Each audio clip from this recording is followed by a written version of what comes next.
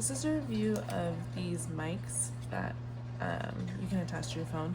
Obviously, I have a very loud fish tank in the background.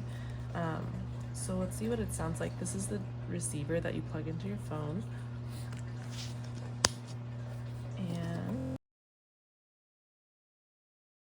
And this is what it sounds like with the mic.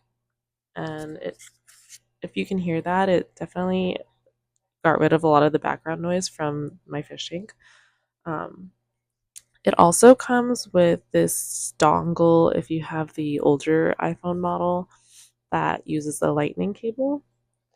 And it also comes with this fuzzy attachment that you can put on this mic if you want a different sound protection or wind protection. So far I like the quality of this mic. It's super easy to use, it connects super fast, and it comes in a pack of 2 mics. Oh, here it is. 2 mics here. So then you can use one or both at the same time.